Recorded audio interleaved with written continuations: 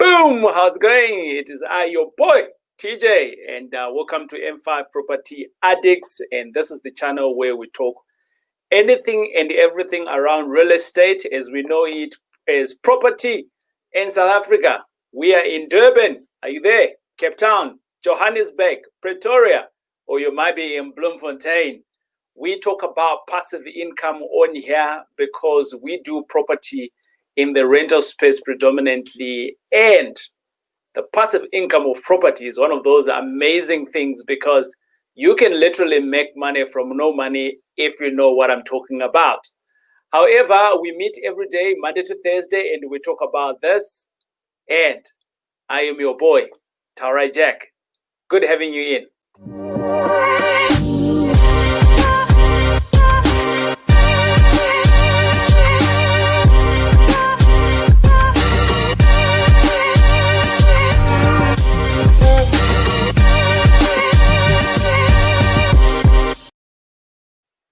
Boom, boom. Yes, it is I again, Tarai Jack. Welcome aboard. And welcome to Tuesday. It is a happy Tuesday. And as it is on a Tuesday, we talk about what makes us happy on a Tuesday in the property space. So I just want to get a few things out of the way. And one of those things is that I am excited for the fact that today I am going to be going out, going to meet one of my boys who is doing well in the property space. And he's written a book. And I am excited that I'm actually going out to be spending some time today with him today. Then the second thing, if you don't know who that person is, then you need to follow my page on here because we'll be sending in some pictures and share on what we are going to be talking about. Who knows whom I'm talking about? Hint, hint. If you know, put it there in the comment whom I'm going to be seeing today. On the other side, something else that I needed to mention is that tonight it is the investor session. I'm going to come back to it. But before I continue, I am going to be at 10 o'clock, which is about in 30 minutes time. I'm going to be on Leroy Slava. I'm going to be on Leroy Slava's channel on Facebook Live. And we are going to be talking about Christianity and business. And he's one of my boys. He's one of those guys that I respect immensely.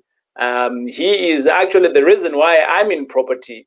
And at 10 o'clock on the top of the hour, I am going to be on his show where we are going to be talking about Christianity and property. So if you are one of those people who are in the faith space, you need to catch me there.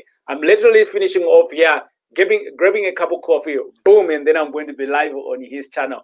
And I'm sure we can also stream it live on our channels here. I'm sure we can. All right, awesome stuff.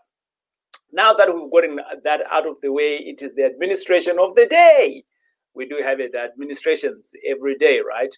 Let us talk about what we are going to be talking about today, which is a Tuesday. So we speak about things that makes us happy. Yeah. And the one thing that I've been happy of late is that we have learned the art. And let me stress there, we have learned the art of not exchanging our time for money. My team and I, we have learned the art not to exchange time for money. Right? What do I mean by that? If you are employed somewhere, you are literally exchanging your time and skill for money. That's what's happening, right? So if you don't work, you don't get paid. That's what it means. So if your employer says to you, hey, your skill is not required and the time is not required here, cheerio, you are literally stuck. So you got no plan B. That's what it means, right? I've always been talking about plan Bs from I don't know when. I'm always saying that, when I was actually employed, I was worried that I didn't have a plan B. And the plan B is what I created within the property space.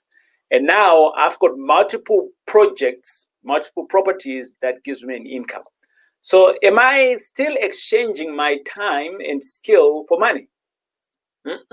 No, I'm not. Here's the danger of exchanging your time for money. Number one, you cannot earn more money. You are kept at some point, right? So if people within your circle, within your profession are earning R1 million, you can't go and claim 2 million somewhere else. The employer is going to be like, what skill do you have that is so important, right? Of course, you get the rare people that come in as superstars to turn around organizations, things like that. And they might have the same skill with you, but they just have a different edge. They'll come in at 5 million, right? But it's a skill. It's a different skill that we're talking about here. Now, the question I want to ask of you is that whatever skill that you have and the time that you have, are you sure that for the rest of your life, you would like to exchange your time for money? That's the question that I want to ask you then.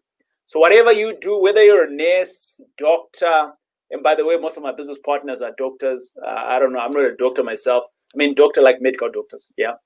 And in whatever area that you're in. So one of the things that I've been learning of late since last year, it's almost like 2.5 years now, is that rich people actually don't exchange their time for money. They don't. So how do they get rich? They exchange their money. So the rich people exchange money to buy assets, and the assets gives them money. So rich people don't work for time. I mean, they don't work for money. They don't. They work for assets, and assets pays them. And you might be saying to me, yeah, but TJ, I'm not rich, so how can I get there? Start small, right? Right now, we are fundraising for 100,000. You might have 20 grand. You might have 50 grand. Why not joint venture with someone else and come in with your 100,000? So the two of you come in, you get your share. Now, your money is going to buy you an asset, and that asset is going to give you money. That's number one. You can do that. It's easy, right? You might have 20 grand, 10 grand, so syndicate with other people, combine with other people, come up to whatever that amount. Or even rather, just give me a call. Hey, TJ, I got 80,000. Let me see what I can do for you if you do have it, right? But the fundraising is not for that. It is for people that are serious, actually, that can afford to have nothing less of 100,000 and above. But here, I'm just trying to make you see that it can be done. You can buy assets, and assets that gives you money. So you might not want to invest alongside me or you might not want to invest amongst other people. Invest on your own. Do it. I am a big advocate for people that will invest on your own. The only difference here between what you're going to do and what I am doing is that I'm doing it at scale. You're never going to be owning the big buildings that we are going to be buying in at the speed of time that we are in, because we are going to be having the solid cash where we can jump into the big projects that we're in. Hey, TJ, never is a strong word. Not really. What I'm just trying to say here is you can't do it if you're employed. Because if you're employed, you got a cap in your income. That's the reality. I was there. I know what I'm talking about. So the question that we need to be asking ourselves here is, do you do it with others and grow fast? Or do you stay in your corner and you play along? And both, by the way, there is no right or wrong way. I realized that when I was starting off in the property space, if I do it alone, I might not be able to move as fast as I can. Why do I want to move fast? Hey, TJ, life is good, man. Enjoy the life. No. I want to tell you one of my big dream, one of my chasing dream. For some of you, you might know how I was raised. So I grew up, my father kind of like left me whilst I was pregnant for me, and my mother dumped me 2 to 3 months later. The reality is that I could have grown up in an abandoned house, in a children's home. And by the way, there's many children's homes like that. And I've worked in them as I was growing up. When I was a teenager, I used to volunteer quite a lot in those houses. And I still do at this time. I give my money into them. I just don't give my skill. But I want to get to a level, and it's coming, right? I want to get to a level where we can actually, and mind you, where I'm saying we. So I want your money to be in this deal so that I can enable to be getting some of these dreams off the ground. What if we are fundraising? I mean, what if we're fundraising and we go in, we buy properties, and those properties starts giving us some profits, and we start looking after some abandoned kids somewhere, even if it's like 5 kids, even if it's like 10 kids, we put the limit on ourselves. What if we do that, right? It's not money out of your pocket. I'm already putting money in your pocket. I'm saying a portion of it. I'm going to take that and I'm going to put it there to look after the kids. What if we do that?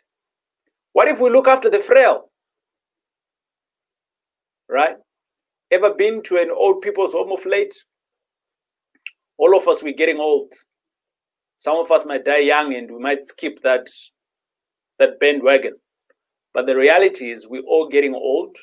If you're not looking after yourself and your finances, guess what? Those people that you see queuing up in the SASA queue, it's going to be you. Yeah, a couple of years from now, it is. And hopefully SASA will still be there. I'm just saying. I'm just being real here, guys. I'm just being real. So my own mother, I look after her. Right. And is that the right thing to be doing? Oh, yeah, it is. She's my mother. She gave me what I've got. She's my mom. Right. But how cool is it to have a mom that can say, hey, you want to go into a deal? Let me give you 1 million. How cool is that? And that's what we're talking about. Creating assets so that you can give your kids a leapfrog tomorrow. Some of you have seen those trust fund babies. You are in the same environment. You're in the first job. Like I remember very well, I was at KPMG on my first year, on my first job, like proper job, right? I was there, and there were these 2 boys, right? And these 2 boys were trust fund babies, like proper trust fund babies. We are talking about how we're going to get home. We're going to be doing so if you're in Joburg, you know these signs, what do they mean? Or in somewhere in South Africa, right? And guess what? The one was driving a C-Class Mercedes, and the other one was driving a Polo at that time. How come? Where did they get the jobs? Where did they get the money to buy these cars? Their parents had a vision. Their parents gave their kids a leapfrog. And that's what I'm talking about. You need to create that. If we don't create that intentionally, we can never give it. But I am over and out for today. Tonight, for those of you who are wanting to invest with me, alongside with M5 Property Addicts, the investor session is tonight. You can come through. You need to register first. There's a waiting list for we'll send you an invitation. And it's happening tonight at 7 o'clock. And out of that, we can jump in together and we can change the world. Our world. Yeah, that's what it's all about. I'm going to go now to Leroy Slava's page, but we're going to showcase it here as well.